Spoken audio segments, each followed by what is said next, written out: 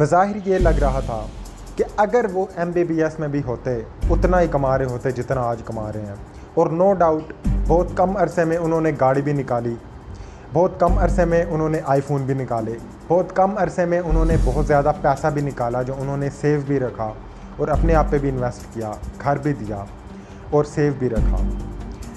तो बताने का मकसद ये है कि अगर कोई बंदा ये समझता है ना कि मेरा इस फील्ड में, काश मेरा इस फील्ड में एडमिशन होता तो आज मैं ज़्यादा कमा रहा होता, ऐसी बात नहीं है।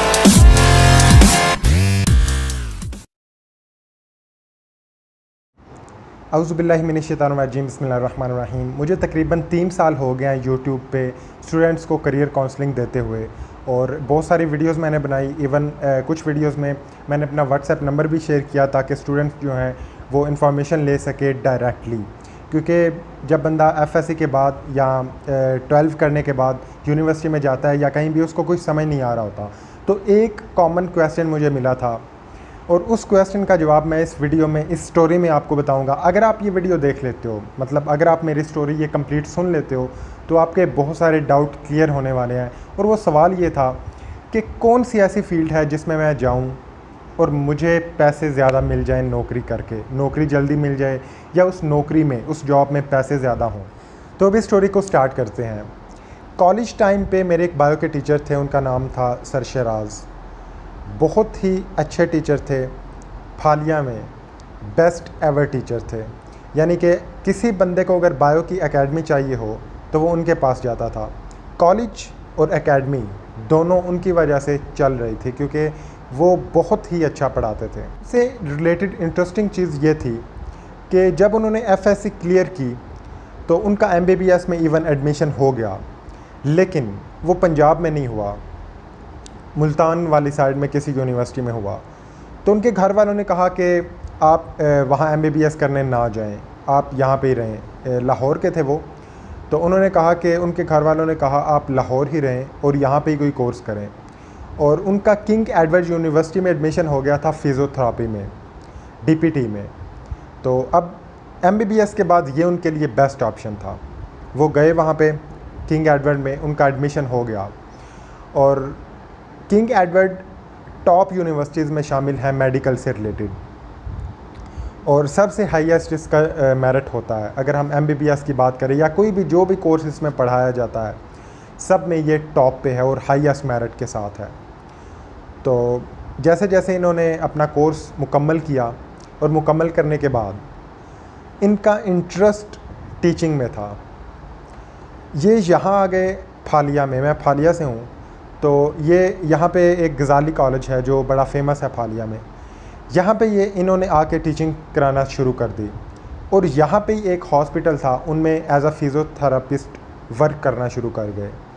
अब यहाँ पे इनकी वजह शोहरत टीचर थी, ना कि फ़िज़ियोथेरेपिस्ट। नो डाउट वो अपना काम वहाँ पे भी बहुत अच्छे से कर रहे थे, और किसी को अगर इससे रिलेटेड भी प्रॉब्लम होती तो वो उसी हॉस्पिटल में जाते जहाँ पे वो काम कर रहे थे।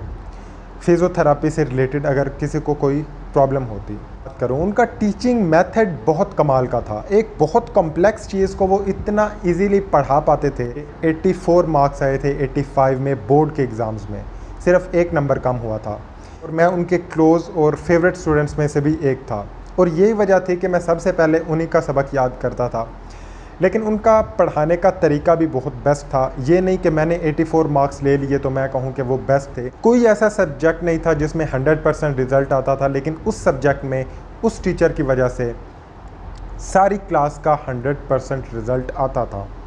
100% से मुराद ये है कि कोई बच्चा फेल नहीं होता था। इवन सब के 70 to 80% इनके दरमियान नंबर होते थे, बहुत कम भी किसी के नहीं होते थे। तो बहुत अर्न किया उन्होंने यहाँ पे रह के। जो उस कॉलेज का प्रिंसिपल था, उन्होंने बहुत इन्वेस्ट किया उस टीचर पे। इवन जिस तरह एक घर का बंदा होता है उस तरह उन्होंने उनको समझा। जब उनकी शादी हुई तो उनके घर वालों ने कहा कि आप लाहौर ही आ जाएं, क्योंकि उनके कोई भाई वगैरह नहीं थे। तो इन्होंने क्या किया कि यहाँ पे कॉलेज में उनकी एक सेरेमनी, उनके लिए एक पूरे का पूरा फंक्शन अरेंज किया, उनकी दावत की, उनकी जो वाइफ हैं उनको भी इनवाइट किया और उनकी दावत की, यहाँ पे बहुत आलीशान दावत की। तो वो इसलिए था कि वो यहाँ पे ही रहें, कहीं जाए ना, क्योंकि सारे का सारा कॉलेज उनकी बेस पे चल रहा था और बहुत अच्छी वो पे भी ले रहे थे। उस हॉस्पिटल से ज़्यादा वो पे यहाँ से ले रहे थे। एकेडमीज़ में भी बहुत अच्छा प्रोटोकॉल था उनका, कॉलेज में भी था। बज़ाहिर ये लग रहा था कि अगर वो MBBS में भी होते उतना ही कमा रहे होते जितना आज कमा रहे हैं। और नो डाउट बहुत कम अरसे में उन्होंने गाड़ी भी निकाली, बहुत कम अरसे में उन्होंने आईफोन भी निकाले, बहुत कम अरसे में उन्होंने बहुत ज़्यादा पैसा भी निकाला जो उन्होंने सेव भी रखा और अपने आप पे भी इन्वेस्ट किया, घर भी दिया और सेव भी रखा। तो बताने का मकसद ये है कि अगर कोई बंदा ये समझता है ना कि मेरा इस फील्ड में, काश मेरा इस फील्ड में एडमिशन होता तो आज मैं ज़्यादा कमा रहा होता, ऐसी बात नहीं है। ये बिल्कुल ये मैं कहता हूँ कि बकवास बात है कि काश मैं उस फील्ड में होता तो इतना कमा रहा होता। भाई जितनी तेरी औकात है तो उतना ही कमाएगा। हाँ, अगर आप चाहते हो कि आपकी अर्निंग इंक्रीज़ हो तो आप जो भी काम कर रहे हो उसमें काबिल बनो, इतने काबिल बनो जितनी आपकी हद है, अपनी लिमिट्स तक जाओ, आपकी जो आखिरी हद है वहाँ तक जाओ। और इसकी एक एग्ज़ाम्पल हमारे इवन सिटी में भी मिलती है कि हमारे सिटी में 2 दुकानें हैं दही की, दूध दही की दुकानें हैं, बिल्कुल साथ हैं। उन दोनों शॉप्स के दरमियान में इवन एक दुकान का भी फासला नहीं है, दोनों जुड़ी हुई हैं, दोनों साथ हैं। लेकिन वहाँ क्या होता है, जब सुबह सुबह मैं दही लेने जाता हूँ तो एक दुकान के सामने लाइन लगी होती है और दूसरे वाला फारिग बैठा होता है, अपने काम कर रहा होता है, बर्तन धो रहा होता है उस टाइम वो। तो अब अगर वो बंदा ये सोचता, अगर वो दुकान वहाँ पे ना होती जिसकी नहीं चलती इतनी ज़्यादा, अगर वो ये कहता कि यार इस बंदे की अगर इतनी चल रही है तो काश मैं यहाँ पे दुकान बनाता तो मेरी भी चल जाती, और वो वहाँ पे बनी हुई है बट उसके सामने वैसी लाइन नहीं लगती, वैसी उसकी सेल नहीं है। तो इसी तरह आप भी ये सोचना छोड़ दो कि अगर आप MBBS कर लेते तो आप ज़्यादा कमाते। नहीं, आपका जितना पोटेंशियल है आप उतना ही कमाते।